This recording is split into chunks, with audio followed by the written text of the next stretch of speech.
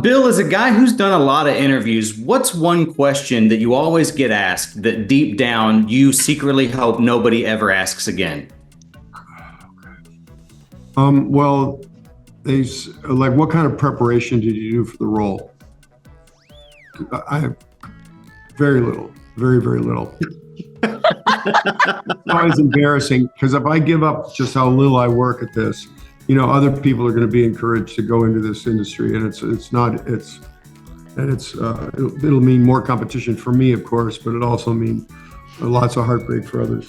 So, they're funny. They're all the same. This particular one, people want to know what it's like to work with the dog, and I didn't work much with the dog because the primary dog relationship was with Naomi. So I tried to stay, so their communication was not sullied by any kind of person on the side talking to the dog. I wanted them to continuously communicate. Right. Scratching my second question. Okay. I wanted to know, reading about the novel, I haven't read the novel personally, but reading about it, what were the biggest challenges in translating a novel with an internal narrative, to a visual medium in the way that this film does?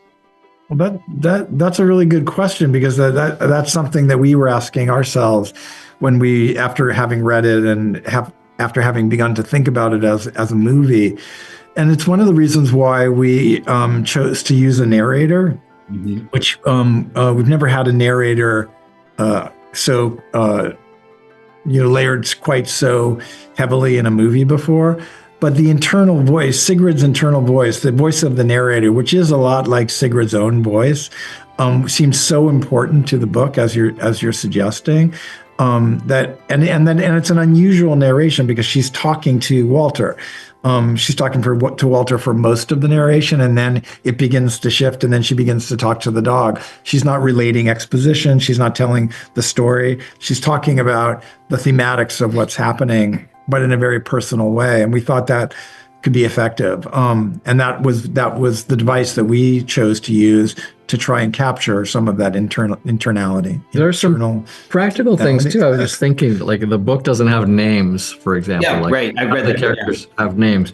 So just figuring out that, like, what people are called, but then also kind of inventing some other characters that fill up her life, that give her someone to talk to, was another thing that we had to think about. Like, who is her neighbor and what is their relationship like? And we gave Walter's daughter a bigger role. Well, we invented Walter's. There was another Walter's daughter in the book, who doesn't really appear in the book, but there's such a person is mentioned. But we fleshed her out and gave her a kind of story, and someone that Iris, our main character, could kind of share some feelings with. So it's a lot of things, just kind of like, how do we bring these things that are so interior into a kind of dialogic, scene-oriented storytelling space.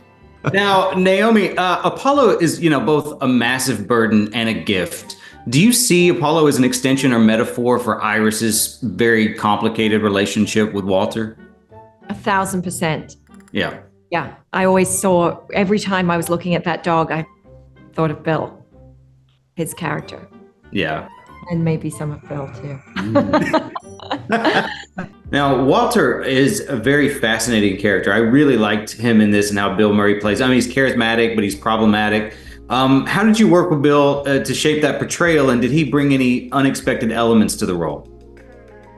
He brought Bill Murray to the role, which is really, I'm sort of being funny, but it's really true. That's one of the reasons why we thought that he would be so right in the role, is that he has so much presence, and he has so much charm, and he has so much authority and kind of gravitas, because the character is, in the beginning of is there at the beginning of the movie, and then he's absent for a good part of the film, and yet Walter, as a character, the entire film is imbued with him. Like, that people are talking about him, referring to him. He has to sort of be there in people's imaginations and also in the audience's imagination.